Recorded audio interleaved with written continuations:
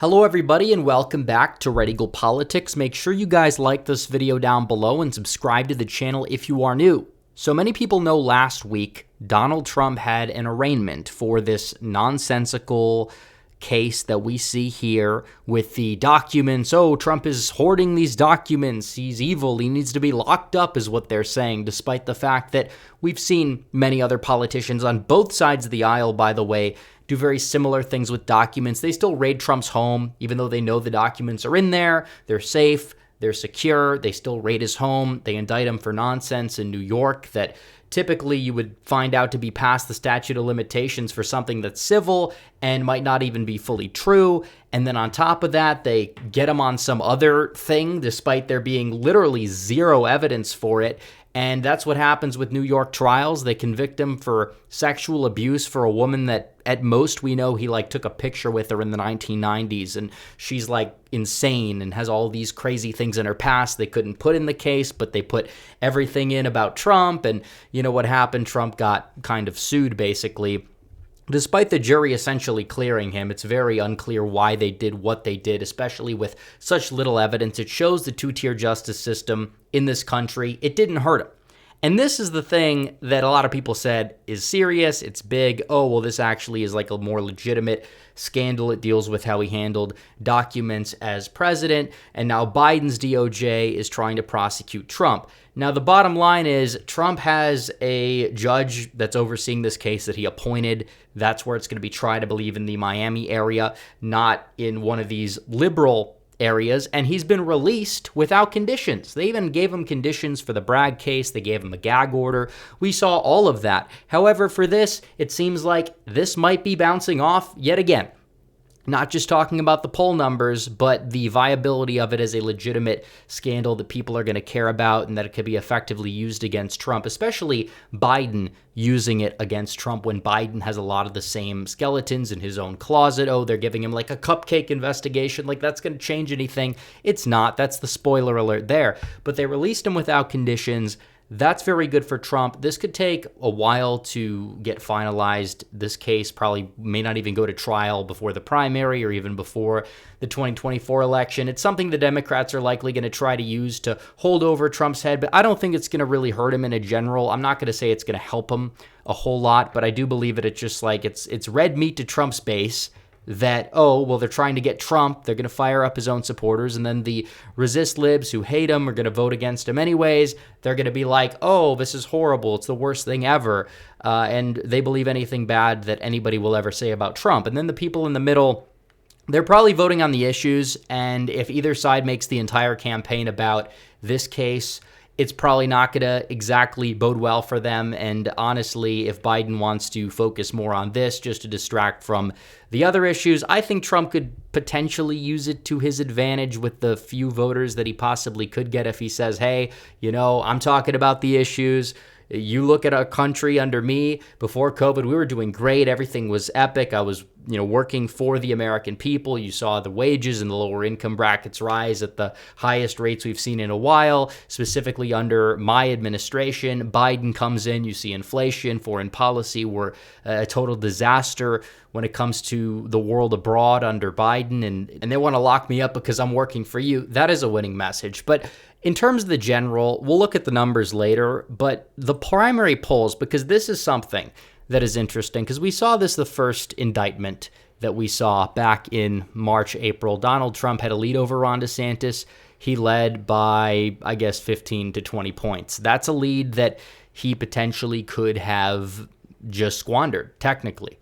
But now we see him go from 45. Now the first indictment hits. Oh, wow, he's a 52-24. And then you see other things happen like the CNN town hall where he did a very good job. Oh, now he's up by 32 points.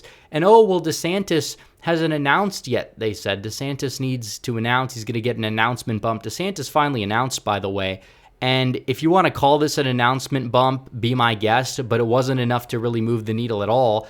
I don't really even think this had much to do with his announcement. Could be a dead cat bounce. He went up by 2 to 3 points max over a 2-week period. Trump didn't really go down. You put one poll in the aggregate that fell out of the aggregate that made Trump look bad, and then Trump looks better in the poll, but still worse than the other polls, then It's going to seem like Trump fell a point or two and DeSantis gained a couple of points. But either way, DeSantis is down there at 20% right now. He's down there. He's at his low, post-announcement low for sure. And Trump's up there with a 32-point lead as we speak. And it's like, what's Ron DeSantis doing in this race? Like, even a lot of people I know like Ron DeSantis as governor of Florida, but he really doesn't have a shot. He's taking the bait. They want to run him to get rid of Trump for the wrong reasons. He's taking the bait. And it's like, what's his strategy? Because even if you want to look at it through the lens of a DeSantis supporter and say, how can this guy get the nomination? He is going to have to get approximately half of Trump's supporters in order to get that lead from Trump down to zero. He's going to have to get approximately 26% of the electorate on his side, and then Trump's going to have to lose that in order for Ron DeSantis to be able to get this nomination. And how is he going to do that? Just standing alone and, rambling about what he's done as governor of Florida is not going to cut it. He's going to have to attack Trump. And attacking Trump, I'm not entirely sure is the right move. Even a lot of DeSantis supporters, maybe not on Twitter, but in the real world, like Trump, and they like DeSantis. And even though a lot of Trump supporters as well that are voting for Trump in the primary like DeSantis, and maybe they don't even agree with all of Trump's attacks on him, they're not as attached to Ron DeSantis as they are to somebody like Donald Trump. And there have been legitimate criticisms that Trump has thrown DeSantis' way, especially about things like electability even, which is ironic given the fact that the entirety of the internet is so sure that Trump is the unelectable choice and DeSantis is so electable. But Trump talks about things like trade and Social Security harming DeSantis. Those are legitimate criticisms about his electability that aren't really talked about. I've been talking about that since 2021. By the way, you'll have people that'll say, oh, everyone loved DeSantis till Trump attacked him. It's like, well, I've been skeptical of the DeSantis candidacy for several years now. Even though I've said positive things about him in the past as governor, he's taking the bait and a lot of people don't like him anymore. And he has no path forward, is what I'm saying. And all of this dirt they're throwing in Trump's direction is only helping Trump. And you could say, well, maybe the Democrats are doing this on purpose because they think Trump is weaker, especially if they throw all this dirt at him. And maybe there's some people on the Democrat side that think Trump is weaker. Doesn't necessarily mean it can't come back to bite them in the rear end. But you look at the general election polls between Donald Trump and Joe Biden. Donald Trump, since this whole news has broke, has been pretty much stagnant in the polls that have been released. There has been zero change. And this is probably when this news story is at its peak. It's kind of something that breaks, and everybody's been talking about it for the past couple of weeks. The end of Trump, the end of Trump. He doesn't go down in the polls. He's up in the popular vote. And polls can be wrong, but national polling in 2022 was not wrong. The state polls were, the national polls weren't. And the state polls were the most wrong in places like Wisconsin, Michigan, Pennsylvania, a lot of places where Trump does have a diehard base that's very low propensity, doesn't turn out for midterm elections. Many of them are ancestral Democrats for whatever reason. We might not like the fact that a lot of these voters didn't turn out. However, they do exist, and ignoring the fact that they do is kind of dumb electorally speaking from a strategy perspective, and you're going to have to turn them out to win those states. And I think Trump is kind of that X factor. Maybe the polls are underestimating him again for all we know, because when he's on the ballot, the polls typically underestimate Republicans. When he's off the ballot, the polls tend to do a little bit of the opposite there. And we've seen this time and time again. So looking at this, he's not been hurt by it. It's bouncing off. The primary polls looking very good for Donald Trump.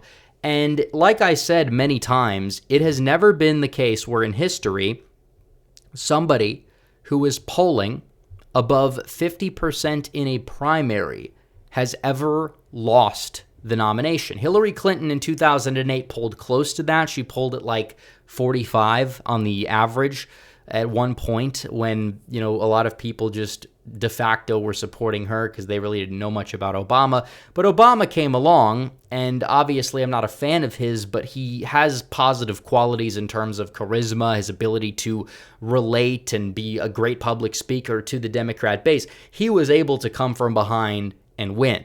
is Ron DeSantis somebody that's going to be able to come from behind and win? Does he have this charisma factor going for him? Do any of these other people either? Because it's very possible that the debates actually happen and DeSantis actually falls to third if you see one of these other characters rise up like Pence or Haley or Scott. That's why so many people in the GOP establishment have not endorsed either Trump, DeSantis, or one of these other people, because a lot of them, I believe, are waiting to see how it shakes out. They're going to go for the number one choice that will go out there and oppose Trump. The donors already are backing Ron DeSantis for the most part because they're trying to hype him up, see if they could get him up there in the polls, but it's not really working. And you could say, well, technically, this is national polling. You have to look at the statewide polling. Fine, let's look at Iowa. We'll go to the polls in Iowa. Trump is winning those big time too.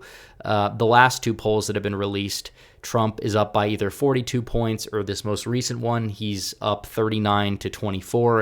A lot of undecideds there. DeSantis has basically been living in Iowa. He's only polling 4 points better there than he is nationally. And then you look at a state like New Hampshire, and Trump is up by over 20 points in New Hampshire. That's a state primary I probably would not anticipate him to do as well in, because you do have a lot of like left-leaning independents that will probably be voting in this primary, probably be voting for somebody like DeSantis just to go out there and get rid of Trump.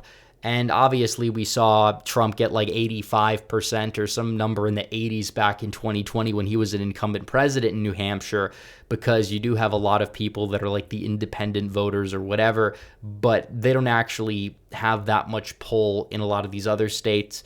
And Trump in South Carolina will likely steamroll DeSantis because you have other South Carolina politicians in the mix. And then Nevada comes around. He probably goes out there, wins that. Super Tuesday rolls around, sweeps the board. DeSantis will probably be banking on Florida to be the turning point in his campaign.